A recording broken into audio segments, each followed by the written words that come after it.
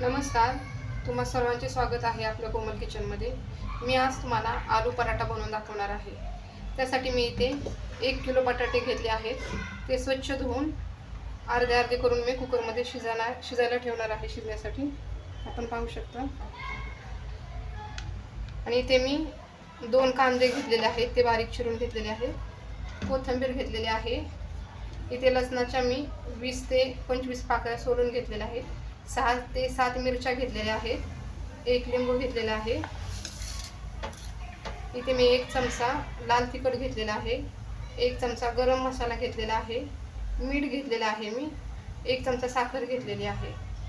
आपण रेसिपीला सुरुवात करूया. ही बटाटे मी उकडायला ठेवणार आहे. त्यासाठी मी 3 शिट्ट्या करून घेणार आहे. बटाटे उकडत आहे तोपर्यंत आपण पराठ्यासाठी लागणारं पीठ भिजवून घेऊया. त्यासाठी मी या 2 वाट्या पीठ घेणार आहे.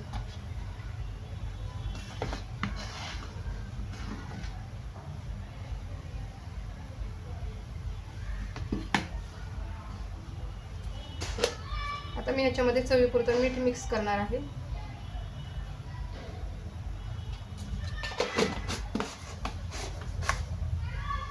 आणि मी पीठ आता भिजवून घेणार आहे.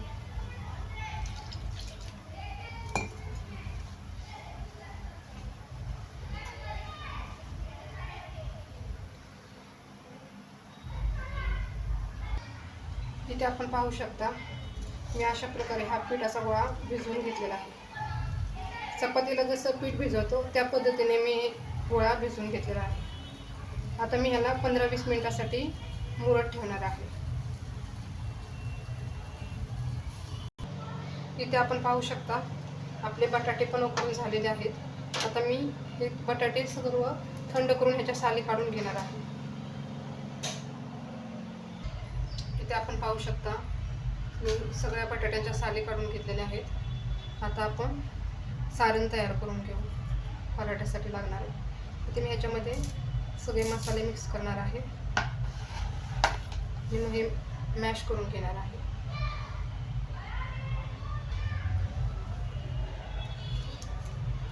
आपण पाहू शकता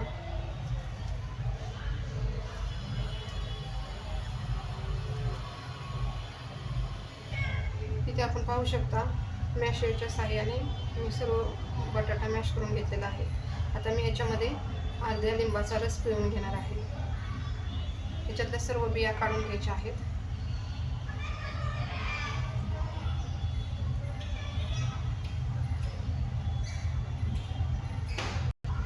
आता मी याच्यामध्ये बारीक चिरलेला कांदा घालून घेणार आहे. कोथिंबीर घालणार आहे मी बारीक चिरलेली. आणि अद्रक, लसूण आणि मिरचीची पेस्ट घालणार आहे. पराठ्यामध्ये लिंबाचा रस पिळल्यानंतर पराठा खूप छान लागतो. आता मी हे सर्व हाताने मिक्स करून घेणार आहे. इथे आपण पाहू शकता की मी सारण तयार करून घेतलेलं आहे. हे 5 मिनिटासाठी मी ठेवणार आहे. मग आपण पराठा बनवायला घेऊ. 5 मिनिटं झालेले आहेत. आता मी पराठा बनवायला घेत आहे. त्यासाठी मी असा मध्यम आकाराचा पिठाचा गोळा घेतलेला आहे.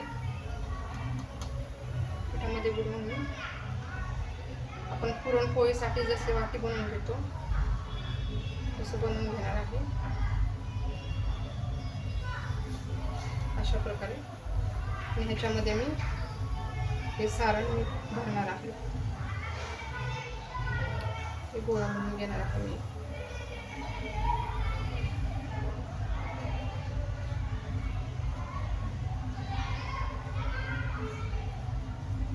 असे दाबून घ्यायचं.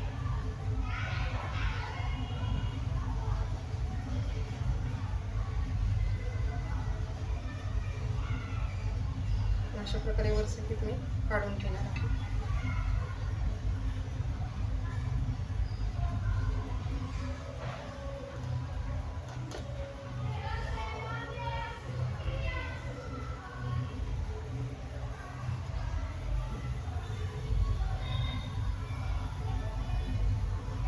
आपल्याला हाताने हे असं करून घ्यायचं आहे.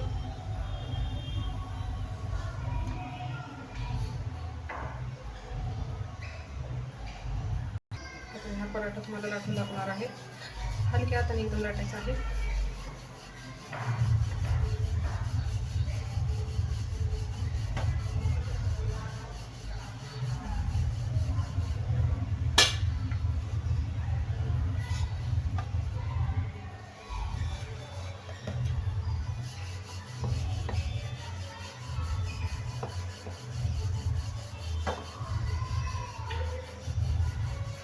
तुम्ही पाहू शकता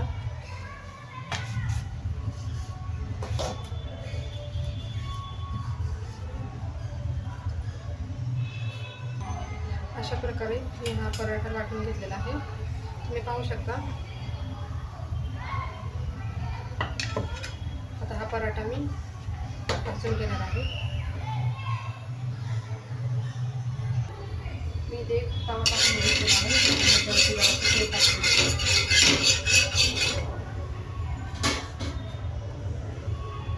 तवा आता चांगला तापलेला आहे. आता हा पराठा त्याच्यामध्ये टाक.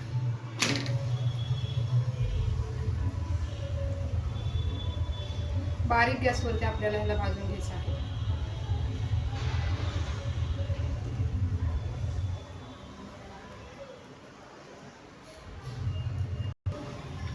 इथे आपण पाहू शकता की अशा प्रकारे आपला पराठा भाजला जातोय.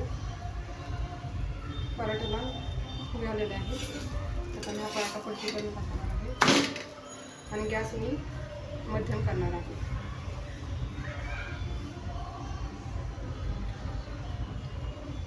तुम्हाला जर माझ्या रेसिपी आवडत असतील तर नक्कीच आपल्या कोमल किचनला लाईक, शेअर आणि सबस्क्राईब करा. आता मी ह्याला थोडंसं तेल लावून घेणार आहे. तुम्ही ह्याला तूप पण लावू शकता.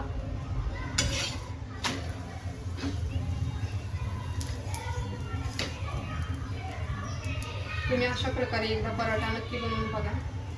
खूप चांगला लागेल.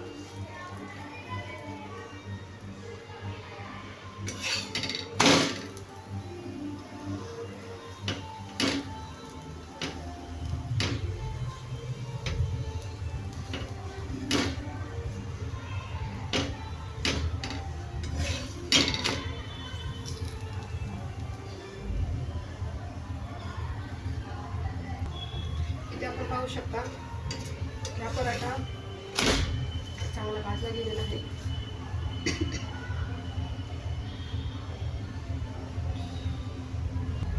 तर मी हा पराठा एका प्लेटमध्ये काढून घेणार आहे. मी आणखी एक पराठा तुम्हाला बनवून दाखवणार आहे. मी अशा प्रकारे वाटी बनवून घेतलेली आहे. आता मी ह्याच्यामध्ये सारण करून भरणार आहे.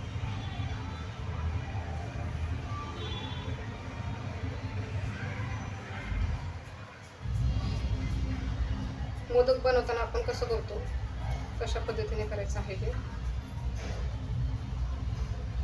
वरचे पीठ काढून टाकायचं आणि हे असं प्रेस करून घ्यायचं. म्हणजे आपल्या ह्यातला मसाला चारी बाजूने मिक्स होतो.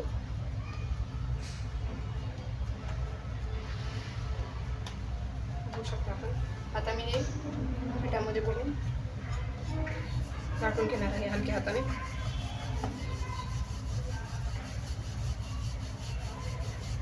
एकसारखं असं लाटत राहायचं. इथे आपण पाहू शकता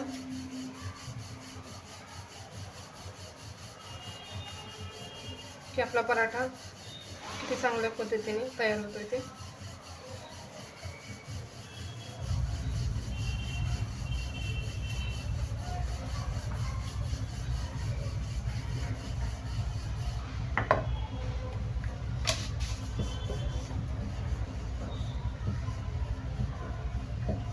आता हा पराठा भाजून घ्या.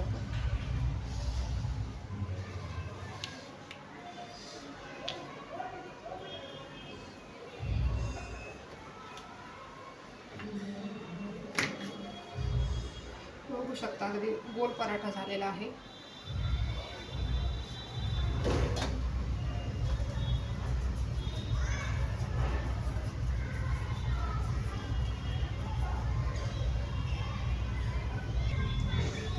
आहे, पडते करून घेणार आहे.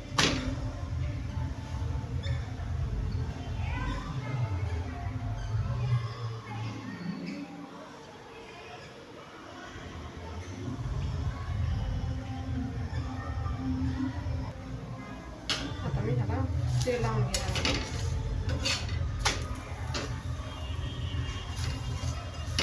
खाली बाजूने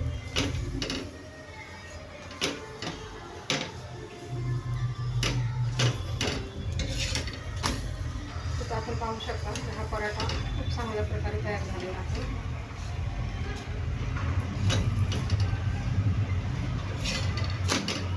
आणि भाजला पण गेलेला आहे व्यवस्थित. आताही सर्व करून टाकू.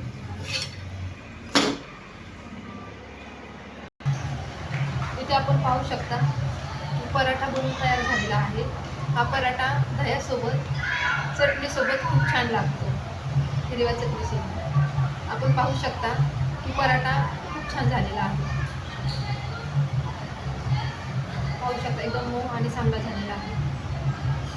जर तुम्हाला माझी आजची रेसिपी आवडली असेल तर नक्कीच आपल्या कोमल किचनला लाईक, शेअर आणि सबस्क्राईब करा. धन्यवाद व्हिडिओ पाहिल्याबद्दल.